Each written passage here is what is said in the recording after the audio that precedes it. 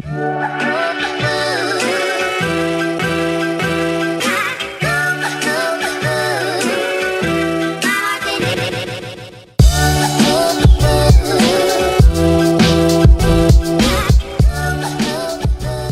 going on, everybody? So, two things I'm going to go ahead and point out in this video. I'm bored. So maybe three things. I'm bored right now, so I'm making this video. Just this here. So I'm making this video here to go over a couple things. One is my kind of an update here at work, what I've been going through, things like that, you know, with booking loads and whatnot, dealing with brokers, the fun stuff, right? I'm also going to give a little interior truck tour. Again, because I'm bored, I figure what the hell, right? Without further ado, I'm going to get a drink of coffee because I need it. Mother of God. And, all right, we're going to start off with the experiences here lately. So, all right, about 2 weeks ago, I got back from vacation. Went down to Mexico, which we're probably done going to Mexico. We've gone to Mexico 3 times on a cruise now, and it's horrible. Horrible. This is why we don't want them here. No, I'm sorry. That's bad. That's bad. Slap on the wrist. No, but it's not the people down there that's bad. It's just when we go down on a cruise, we like to enjoy the blue, crystal clear water with the white sandy beaches and, you know, basically the Bahamas, I guess. And, you know, that's our favorite cruise destination now is anywhere in the Bahamas. You know, Jamaica, Freeport, Nassau, you know, things like that. Well, when you go on a cruise to Mexico, the water is not pretty at all, at least in most places. It's really cold. I don't understand why, but the water, it'll be hotter than hell, but the water is freezing. And like the swimming pools, and even the swimming pools, not just the beaches, you know, where it's understandable because it's a freaking ocean, but the swimming pools are cold, you know. But things like that. So we're probably not going to go to Mexico anymore. Got back from vacation 2 weeks ago, and got on the road, and I booked what I thought was a great week. I booked a load going from, well, this is in the video, the very first part of the video that you guys just saw. I booked a load going from Columbus after I picked up my trailer, going from Columbus to Knoxville, which is a load of beer that you pick up there at Anheuser-Busch in Columbus. And it goes to Knoxville, and it pays pretty well. Like I said, it's something around, you know, it's about $1,150 for 350 miles. So, you know, do the math. It's not bad. You know, it's a heavy load. They don't let you leave there unless you're at least unless you max out or gross out at around 78,000 pounds. So if you're under 78,000 pounds, they make you turn around and go back and put more beer on. But I found out though that I can actually haul like 47,000 pounds of beer, and I'm still under the 80,000 pound mark. So I booked that load, went and got it. After I got that load, I booked a load, a short load, a really short run going from the Knoxville area. So very minimal deadhead, which that's what I'm trying to work on now, is just, you know, just go with, you know, just try to find, I mean, it's obvious, but try to find the minimalist, the most minimal deadhead you can find, right? Because deadhead, you know, it's not something you think about sometimes, but it, you know, if you do it too much, it'll obviously add up.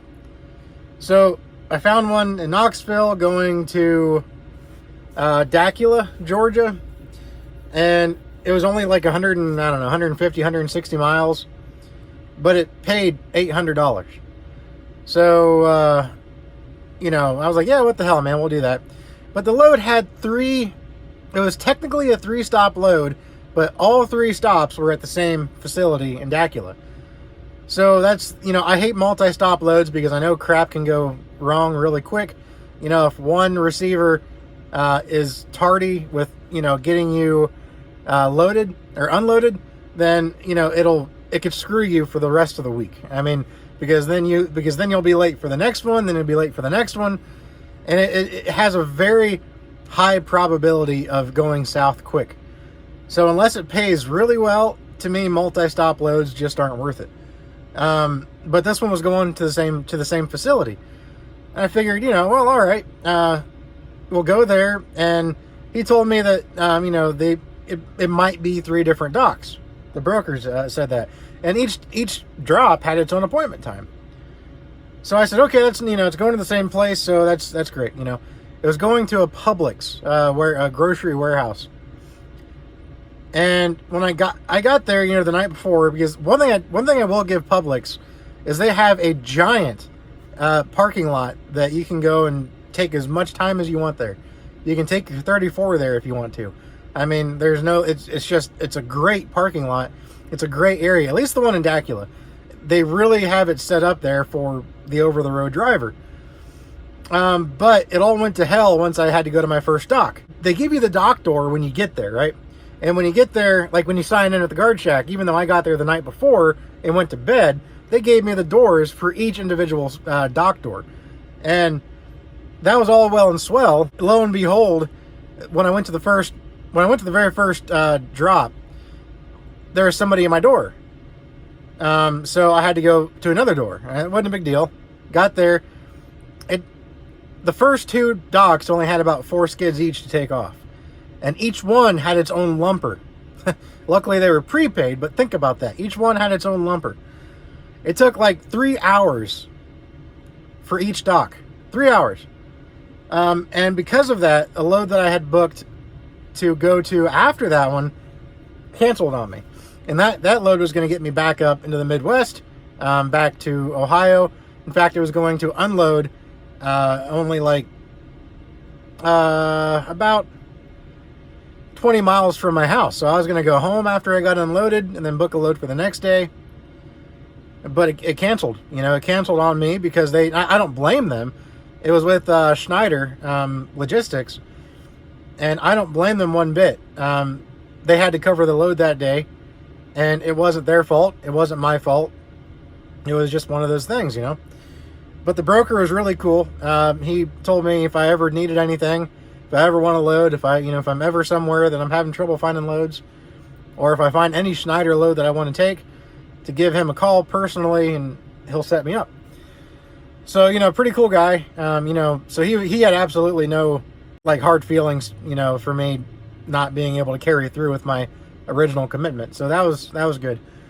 But anyway, I ended up going, I went to a truck stop afterwards, looked for a load, couldn't find one because I didn't get out of there until late in the afternoon. Couldn't find a load, so usually on the load boards, they start putting the next day's loads on afternoon, You can still find one, obviously, afternoon for that day, but it's a lot harder. And so I went ahead and I looked and looked, couldn't find one for that day, so I just said, okay, I'm going to go ahead and pick it up again tomorrow and look for one. I spent the next morning, all morning, calling brokers, one after the other. It was down in the Atlanta area, which isn't the greatest area to begin with. But I thought I had a load out of there, so that's why I went down there. The brokers, it can really wear on you when you're talking to these brokers sometimes, because they offer these loads at insulting rates. I mean, I'm talking 44,000 pound loads that they want you to haul 600 miles and pay you $750. It's unreal. It's unfathomable that they think that they can get away with it. But the sad part is they can, because somebody will, especially a mega carrier, or somebody that just doesn't know their business, doesn't know what an operating cost is. They will haul a load like that because they think that, hey, it's going to keep me rolling, right? So I had one, with quality, with a, well, I've talked to them 1,000 times. I can't remember the name. Quality, whatever. Anybody that's seen the load board knows what I'm talking about. Quality something or other. Their name escapes me right now. I called them, and I don't like to deal with them too much, but if I have to, I will. And I called about a load, and I never want to give the number right away. I never want to say, well, I'll do it for this, because then in a way I'm negotiating against myself when I do that, when I do that, right? Because they might have a higher number in mind. So I always, and this is something you'll see all over the YouTubes, I always wait for them to give me their number. And then once they give me that number, I say, okay, hey, well, what's the best you can do on this load? And usually they tell me. Usually they have no problem telling me. Well, this lady from Quality just had this attitude with her and made me want to reach through the phone and slap her right in the face. She goes, sir, I don't negotiate against myself. Tell me what your bottom dollar is, or tell me what you're thinking. And I said, well, I can't do this load for any less than, and I said such and such amount. And she goes, well, that's not the rate that's leaving Atlanta right now. And she hung up on me. Just that quick. She's like, well, that's not the rate coming out of Atlanta right now. And it's like, well, maybe it should, because I'm still cutting you a break, I feel like, because I wasn't asking for $4 a mile with that load. So, I dealt with that all morning, and that can really wear you thin, I'm telling you. So anyway, finally I found a load that went to, it didn't go where I wanted to, but it paid adequately. So, got me out of there, and, it still paid me like $2.50 a mile, I guess. So it got me out of there, took me over to North Carolina. And then I forget what, then I picked up a load that got me from there back up towards the house, where I met up with my family and we went out to lunch and everything. And then I picked up another load from Anheuser-Busch, same exact load, brought it down for the same exact rate, brought it back down to Knoxville, and got that unloaded. And then this is where it got good.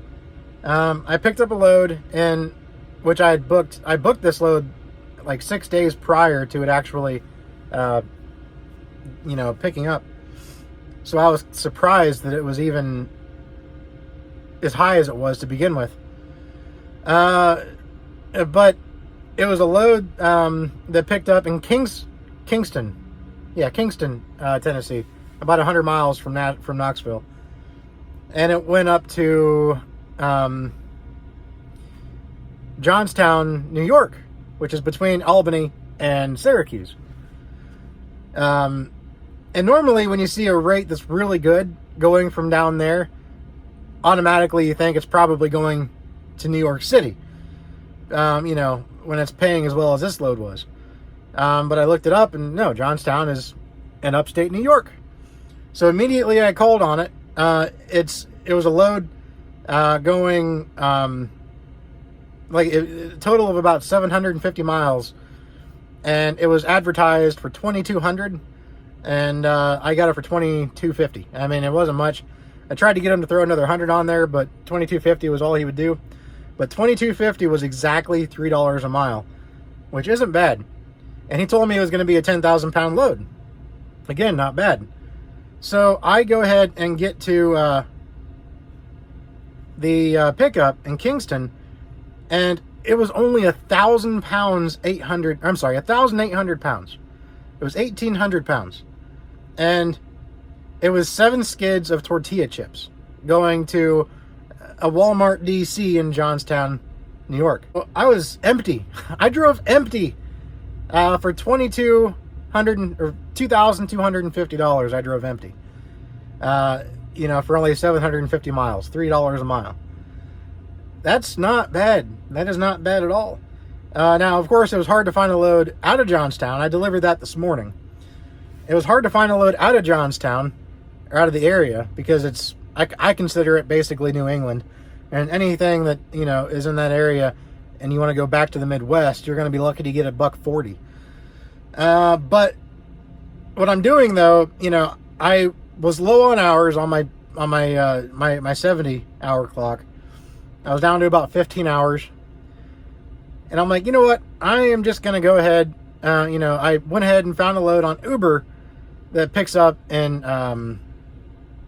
Avon, New York, which is a pretty good amount of deadhead. I know I just said deadhead can be bad, but every now and again, if you got to get out of a bad area, deadhead, So it was 200 miles deadheaded, but it was paying me over $2. It was like $2.38 a mile to go from Avon to Fort Wayne, Indiana. So I figured, you know what? It doesn't pick up until Friday. It's Wednesday, which sucks, but it's going to give me a chance to get into 34. And my opinion behind that is, my thought process behind that is, what I can do is I'll take my 34, I'll do a bunch of paperwork while I'm sitting here. I drove on to Avon, so I'm here basically at a really nice truck stop in Avon off the 390. If anybody's ever been to this truck stop, it's a beautiful truck stop. They've got a really nice fireplace inside, really nice seating, a real nice deli. It's called Quickly or something like that. But anyway, so I booked that load, and that way I can do a 34, and I'll start off strong, taking this load to Fort Wayne. It delivers on Saturday morning. That's the only reason why I chose it, was because it didn't wait until Monday morning. It picks up Friday, delivers the very next morning early, so I can book another load, and I can run hard until Thanksgiving when I come home. You know, that way I'm not working off of recaps and trying to put these hours here and these hours there, trying to see if I can book this load because of these hours and whatever. This way I can just do it easily and still work hard. And once I get back towards my home area, I'll just do short runs, because I know a lot of people have a lot of, you know, crap to say about Uber, but in my area, if you're going to do some short hops, like around 300 miles or so, Uber is the app, in my opinion, because for one thing, you're not dealing with brokers.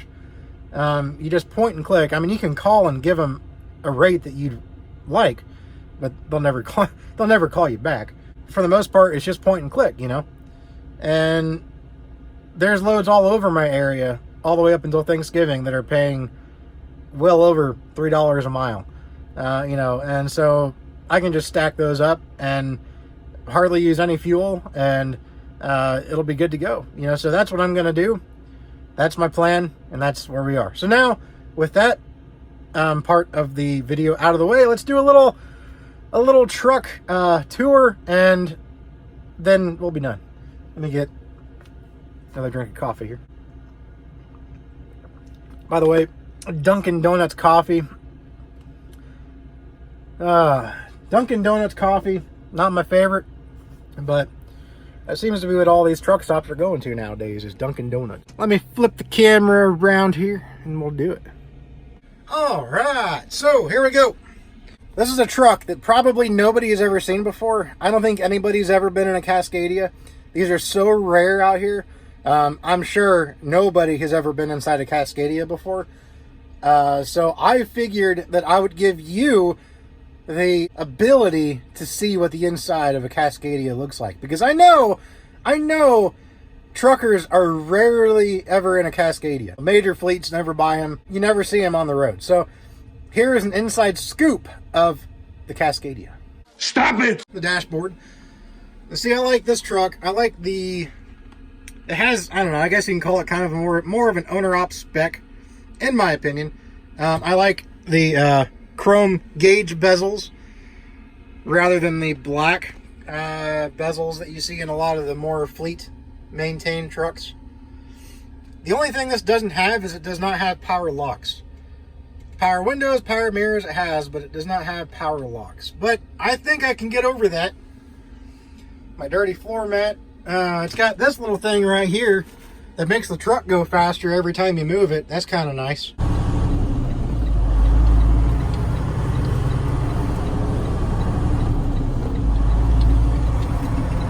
Of course, we got my CB up here, which, you know, it's never on because I'm a millennial, so, which I hate that. I am technically a millennial. I'm like one of the first millennials. God. No, God! No, God, please, no! No! No! No! But I never have the CB on because I'm a millennial, and I only turn it on when I get into a traffic bind, right? Yeah, come on, guys. Got my headphones right there for when I go on walks. Still have my iPhone case sitting here. Again, something else I'm sure nobody's ever seen before. My iPhone 10. See, again, I can't remember the goddamn name. It doesn't even say on the box. Are you kidding me? Yes, it's an iPhone. An iPhone XS Max, I think is what that is. So I got that in there. I got some binders up there with the vital information of the truck, like insurance and all that good stuff. Got some cleaning wipes up there. Got my CB mic up there because I don't have a mic holder in here. I gotta mount one. I got some paper logs up in there just in case. Which, by the way, if you ever get a DOT inspection, they will ask and make sure that you have paper logs in your truck. If you don't, you're going to get a citation, or at least a warning. You're going to get written up for not having paper logs. So make sure that you have paper logs in your truck, just in case you get pulled over. Got some odds and ends up there, some wires and crap. Got my reflective vest up there. Got my Rand McNally Overdrive 7, is that what it's called? Overdrive? It's the tablet one that has the camera built in. And what really sucks is it's a great navigation. I love it. I heard a lot of bad reviews, but I've loved this one. The only thing that I don't like about it is this crappy mount. You see, it was a great mount, and it would have been a great mount. Damn it, I hit the stop button. It was a great mount, and it would have been a fantastic mount, but these tabs right there, they couldn't handle the weight of the tablet. So one day, these plastic tabs, all three, just broke. Just broke. And there went the GPS. So I had to buy another mount with a magnet that can barely hold it, but it holds it for the most part. And that's the front of it. Got my air conditioning controls down here. Oh yeah. Got my drive axle air pressure gauge to let me know roughly how much weight I have, which is nice because the trailer also has a gauge on the axles on the tandems to let me know how much weight is over top of the tandems. So I rarely even have to scale this thing out anywhere because, I mean, I made sure that it was accurate, and I made sure I knew exactly what line on the tandems was at max. You know, that way I know exactly how high I can push that line before, before it's overweight. Same with the gauge for the drives. We got all that good stuff there. We got my my interaxle differential lock.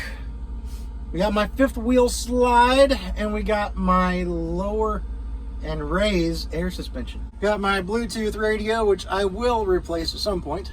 Right, come into the back. We got my CPAP machine because I'm a fat bastard and I need that to breathe at night. And then we got in here, we got my paperwork folder with a bunch of receipts.